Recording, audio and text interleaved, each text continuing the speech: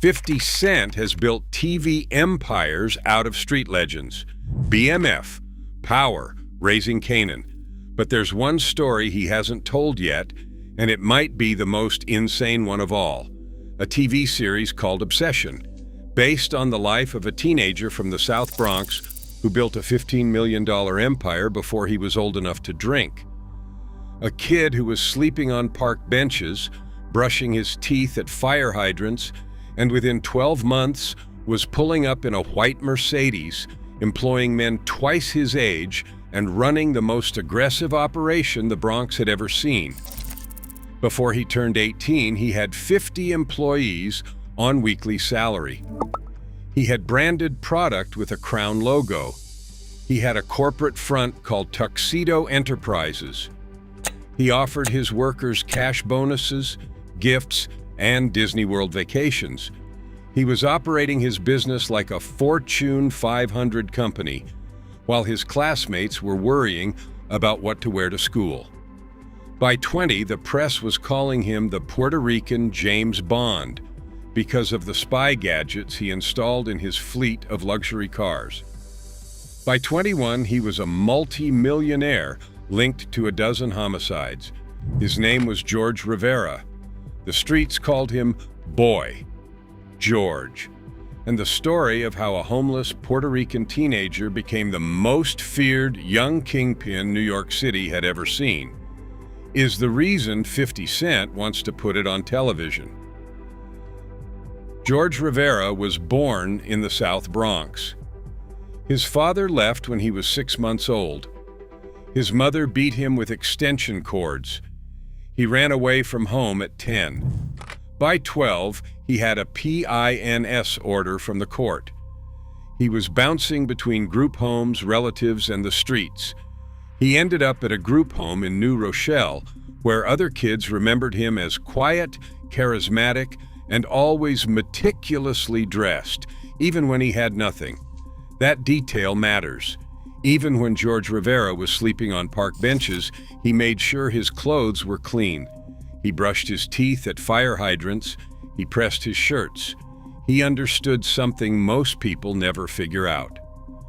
Power grows in proportion to what you make other people see. By the summer of 1985, George was 17 years old and living on the streets of the South Bronx at Washington Avenue and 166th Street. It was one of the most dangerous intersections in New York City. Rusted stoves jutted out of broken windows, scrap yards and garbage rot on every block. On the corner, 2 dealers, watchful, quiet, moving product. George watched them. He studied how they worked. He studied who they sold to. He studied the money, and he decided he wanted it, all of it. He did not start by selling. He started by managing. A local crew, the Torres brothers, let him handle their money, count it, pack it, do payroll, supply their dealers. He was 17 years old, doing the books for a street operation like an accountant. But George was not an accountant.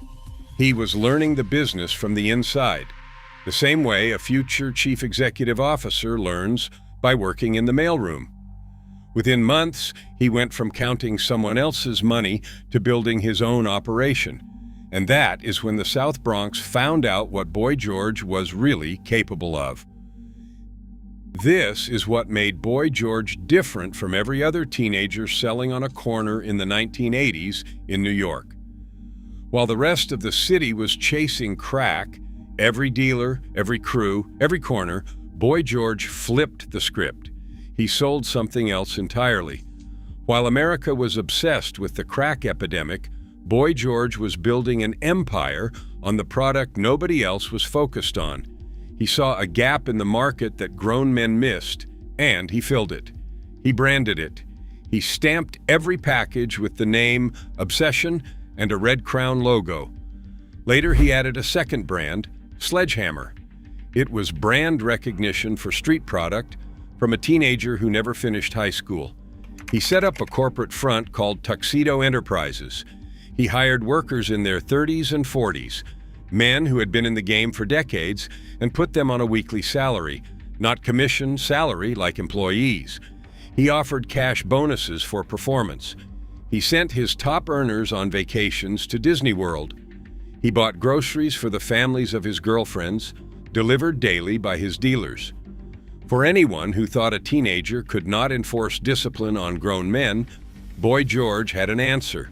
His motto was, "If I can trust you, I can kill you." He said it to every new hire, and he meant it. By the summer of 1987, his organization was moving $100,000 worth of product per week. Within a year, that number hit $250,000 per week. $9 million a year, then $15 million at his 2-year peak. He had 50 employees, multiple distribution spots across the South Bronx and Manhattan, stash houses, cutting mills, and a supply chain that ran like clockwork, all built by a kid who had been sleeping on park benches 2 years earlier. Established figures in New York's underworld took notice. You did not operate at this level in the late 1980s without the older generation knowing your name. Boy George was not just some corner kid. He was running an organization that rivaled crews led by men with decades of experience. The difference was, he was doing it at 19. The money came fast, and Boy George spent it like he was afraid it would disappear. He bought a mansion in Puerto Rico for $145,000 in cash. He had obsession, and the initials BG tiled into the bottom of the swimming pool, electronic security gates, a private basketball court, an apartment at Normandy Court on the Upper East Side of Manhattan, one of the most expensive neighborhoods in the world. Inside, garbage bags full of cash, commercial real estate, a fleet of luxury cars that would make a rapper jealous. But the cars were not just expensive, they were weaponized. A customized Mercedes with $50,000 in upgrades, a license plate that slid out of view at the push of a button. Radar detectors, a strobe light mounted on the rear that blinded anyone tailing him, a device that sprayed oil from the tailpipe onto the road behind him, a switch that dropped nails from the bumper, and then there was the Porsche, customized for $140,000. Ostrich skin interior, multiple cell phones, color TV and VCR, a 630-watt stereo system, custom rugs, ebony finish, concealed compartments for cash and product. The press started calling him the Puerto Rican James Bond. The press called me the Puerto Rican James Bond because of the gadgets in my car, Boy George later said. The law would still be chasing me if I had made it to one of my cars the night of my arrest. He sent a girlfriend to San Francisco once just to buy a pair of Nikes that were not available yet in New York. Women across the South Bronx tattooed property of Boy George on their bodies, not because he forced them, because they wanted to. He was 20 years old, a multi-millionaire, the most powerful young figure the Bronx had ever produced. And then he threw a party that would destroy everything. December 24th, 1988. The yacht Riveranda was docked at World Yacht's 23rd Street Pier. Boy George arrived at 7 p.m. Everyone was clapping. 150 people boarded the ship.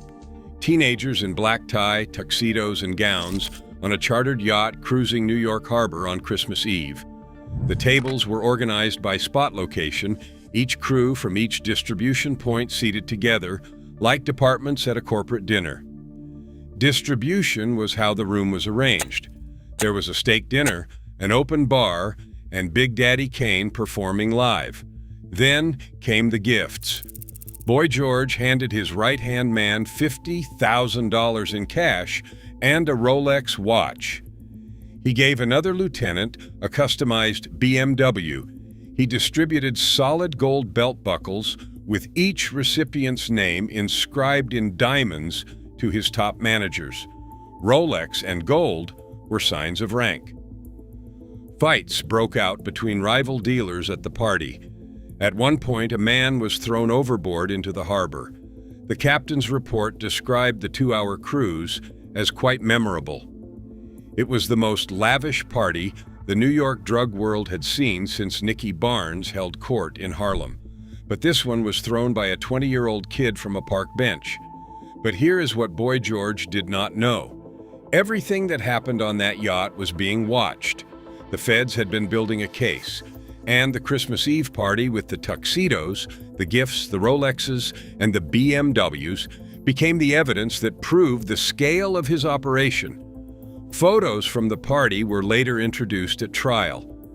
The seating chart that organized crews by distribution spot was essentially a map of his entire empire, laid out on table cards.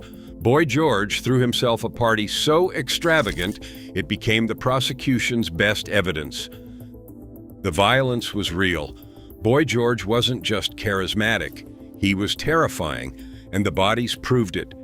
Federal authorities linked him to a dozen homicides. These weren't random acts of violence. They were calculated, strategic, the kind of killings that send messages. A man named Todd Crawford was murdered in the parking lot of the King Lobster restaurant on Boy George's orders. The trigger man was an enforcer. Boy George kept close, named Kong. Then came Yvette Padilla. Yvette had been accused of stealing a gold and diamond belt buckle inscribed with the word obsession from one of Boy George's supervisors. A belt buckle, that's all it took. Boy George arranged for Kong to meet Yvette at Ferry Point Park. Kong shot her. Then, according to members of the organization, he dumped her body off the Triborough Bridge for stealing a belt buckle. Kong's payment for the 2 murders?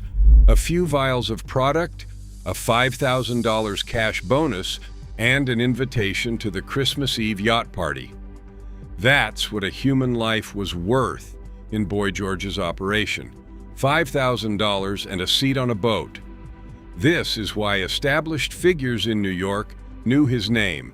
This is why men twice his age worked for him and didn't complain. This is why a teenager could command an empire that rivaled organizations run by men who had been in the game for decades. Because Boy George would kill you over a belt buckle. And everyone in the South Bronx knew it. The operation kept scaling. After a burglary scare at his Bronx apartment, Boy George moved his entire cutting mill, the operation where bulk product was processed, diluted, and packaged, into the Manhattan Marriott Marquis, a Times Square luxury hotel, where tourists stay, where businessmen hold conferences. On one of the upper floors, Boy George's workers were cutting and packaging product for distribution across the South Bronx and Manhattan. He also kept a stash house at Normandy Court, the Upper East Side apartment complex. Garbage bags full of cash, multiple luxury cars in parking garages across the city, properties in Puerto Rico. The federal government had been tracking him since 1987, when a confidential informant named Joey Novato introduced an undercover detective to Boy George. The detective bought product directly from him. Boy George bragged that his organization moved $250,000 worth per week. He was 19 years old and bragging to a cop about how much money he made. In June 1990, the 14-count indictment dropped. Conspiracy, running a criminal enterprise, tax evasion. The evidence was overwhelming. The yacht party photos. The wiretaps from the Puerto Rico mansion were damning. The feds had listened to his crew discuss the renovations, the swimming pool, and the obsession inscription on the bottom, the undercover buy, the testimony from workers who had been inside the operation. Boy George had one chance. If he could get to one of his James Bond cars, he might have escaped. He did not make it. George Rivera, known as Boy George, was convicted on all counts. The judge sentenced him to life without the possibility of parole for a man who was barely old enough to buy alcohol. He was one of the youngest people in American history to be charged and convicted under the federal kingpin statute, a law designed for the biggest, most powerful drug lords in the country. He has been in prison since 1991, over 30 years. He went in as a kid. He is now in his late 50s. The South Bronx moved on. The blocks he ran are gentrified now. The park benches, where he used to sleep, are surrounded by coffee shops and condominium buildings. Nobody standing on Washington and 166th Street today would believe what happened there 35 years ago. His story was immortalized in Adrienne Nicole LeBlanc's book, Random Family, a 10-year reporting project that became one of the most acclaimed nonfiction books of the 2000s. LeBlanc started her research after attending Boy George's trial, and now 50 Cent is producing a television series based on his life called Obsession. It is named after the brand of product Boy George, stamped with a red crown and sold across the South Bronx. 50 Cent, a man who grew up on the same streets, who survived being shot 9 times, who built his own empire, looked at Boy George's story and said, "This is the one I need to tell." That tells you everything. Here is the math of Boy George's life. From park benches to $15 million in 2 years. From fire hydrants to a Puerto Rican mansion with Obsession tiled into the pool. From a group home in New Rochelle to a $140,000 Porsche with an ostrich skin interior. From nothing, literally nothing, to the most powerful young figure the Bronx had ever produced. And then life without parole at age 22.